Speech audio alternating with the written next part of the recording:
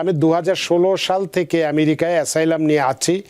এর ভেতরে আমার দুইবার ফাইনাল ডেট পড়েছে, কিন্তু হিয়ারিং হয় নাই। 3 মাস পরে আবার মাস্টার হিয়ারিং আছে, মানে এখন থেকে 3 মাস পরে। এখন আমি চাইলে কি অ্যাডভান্স পেরোলের জন্য আবেদন করতে পারবো?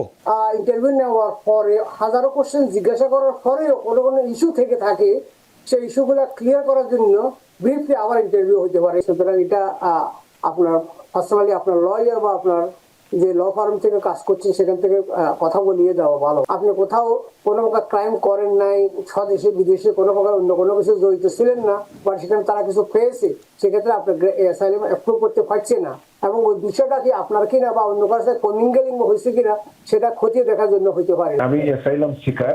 জি। 3 মাস আগে আমার ইন্টারভিউ হয়ে গেছে। জি। এখন ইউএসসিআইএস আবার ইন্টারভিউর জন্য ডাকছে। জি। এখন এই ব্যাপারে আপনার অ্যাডভাইস চাচ্ছিলাম, করণীয়টা কি?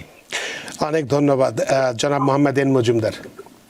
So it could be very good news, কারণ দেখা গেল আমরা ইন্টারভিউতে যখন ক্লায়েন্টদেরকে নিয়ে যাই সেখানে লেন্দি ইন্টারভিউ হয় লং আইল্যান্ডে বা অন্য কোথাও, যেখানে সেন্টারগুলোতে ইন্টারভিউ হয়। সো ইন্টারভিউ নেওয়ার পরে হাজারো কোশ্চেন জিজ্ঞাসা করার পরেও কোনো কোনো ইস্যু থেকে থাকে, সেই ইস্যুগুলো ক্লিয়ার করার জন্য ব্রিফলি আবার ইন্টারভিউ হতে পারে। এটা হলো ওয়ান। সেকেন্ডলি হতে পারে যে আপনার যে অর্ডারটা, সেই অর্ডারটা জাজ আপনার হাতে হাতে দিতে চায়, এবং জাজ দেয় এডুকেশন অফিসার, সে হাতে হাতে দিতে চায় এবং হাতে হাতে দিয়ে এক্সপ্লেন করতে চায় আপনার অধিকার সম্পর্কে। এইটা হতে পারে।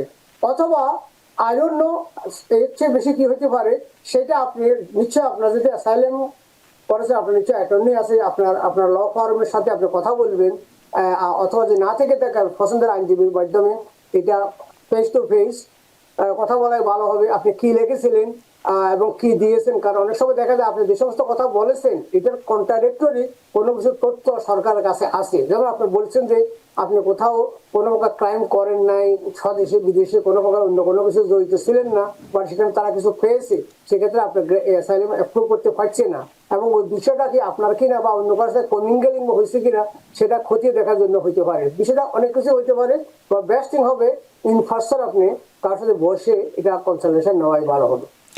মানে সুপ্রিয় দর্শক, আপনি হয়তো যে কথাটি বলতে চান না সেটা হয়তো আমরা বুঝতে পারি, যে 3 মাস আগে যেহেতু আপনি একবার ইন্টারভিউ দিয়ে এসছেন, আবার 3 মাস পরে ইউএসসিআইএস আপনাকে ডেকেছে, সম্ভবত একটু ভয় পাচ্ছেন যে কি না কি হয়ে যেতে পারে। আসলে তেমন বোধহয় কিছু নয়। যে ব্যাখ্যাটি উনি দিলেন হয়তো হাতে হাতে আপনাকে দিতে পারে, অথবা ফার্দার কোনো ইনফরমেশনের জন্য আপনাকে ডাকতে পারে, হয়তো সেটা 3 মাস আগে জানা ছিল না, এমন হতে পারে। সুতরাং এ বিষয়ে আপনার যাওয়াটা অবশ্যই কর্তব্য হবে, তাই তো জনাব মোহাম্মদ মজুমদার? অনেক ধন্যবাদ প্রিয় দর্শক আপনার প্রশ্নের জন্য। একটু আমরা ফেসবুকে যাব। কবির জুয়েল তিনি বলছেন যে আমি 2016 সাল থেকে আমেরিকায় অ্যাসাইলাম নিয়ে আছি। এর ভেতরে আমার দুইবার ফাইনাল ডেট পড়েছে, কিন্তু হিয়ারিং হয় নাই। 3 মাস পরে আবার মাস্টার হিয়ারিং আছে, মানে এখন থেকে 3 মাস পরে। এখন আমি চাইলে কি অ্যাডভান্স পেরোলের জন্য আবেদন করতে পারবো?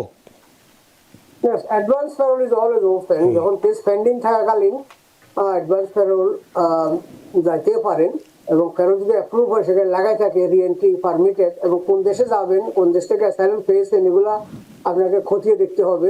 যে দেশ থেকে নির্যাতিত হয়েছেন বলে এলিগেশন দিয়ে অ্যাসাইলাম ফাইল করছে, আবার সেই দেশে যদি আপনি প্যারোল পারমিশন নিয়ে যান সেটা রিস্কি হতে পারে। সুতরাং এটা আপনার পার্সোনালি আপনার লয়ার বা আপনার যে ল ফার্ম থেকে কাজ করছেন সেখান থেকে কথা বলিয়ে দেওয়া ভালো হবে। অনেক ধন্যবাদ জনাব কবির জুয়েল। আশা করি আপনার প্রশ্ন উত্তর পেয়েছেন। মোহাম্মদ সুমন তিনি একটি প্রশ্ন করেছেন। তিনি বলছেন আমি আমার বাচ্চার ওয়াইফের, মানে বৌমা আর কি, আমি আমার বাচ্চার ওয়াইফের জন্য অ্যাপ্লাই করেছি বোধহয় হবে।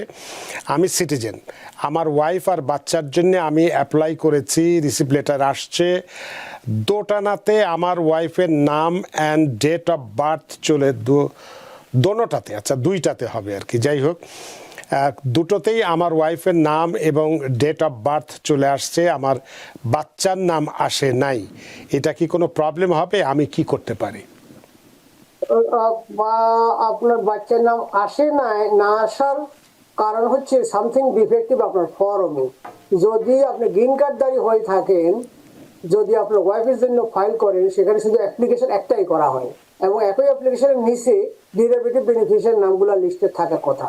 তো এটা নাই, এই কারণে হয়তো তারা ভুল করেছে ইমিগ্রেশন, অথবা আপনি সেখানে নাম লিস্টে করেন নাই সঠিক জায়গাতে। এর জন্য রেমেডি হবে আপনার ওই ফর্মটা আবার রিভিউ করে দেখতে হবে। আর যদি ইমিগ্রেশন ভুল করে থাকে সেক্ষেত্রে সেখানে আপনি ইমিগ্রেশনকে কন্ট্যাক্ট করতে হবে যে ওইটা যেন ইনক্লুড করা হয়। কারণ ইমিগ্রেশনের যখন রিসিভ নোটিস দিয়ে থাকে তার নিচে লেখা থাকে if you have any question please write to us, call us, সেখানে লিখতে হবে, সেখানে লিখিত সংশোধন করতে হবে। আপনার লয়ার যদি থাকে লয়ার করবে, যদি আপনি নিজে করে থাকেন আপনি ইনস্ট্রাকশন ফলো করেন, ওখানে ওই যে রিসিভ নোটিশে লেখা আছে।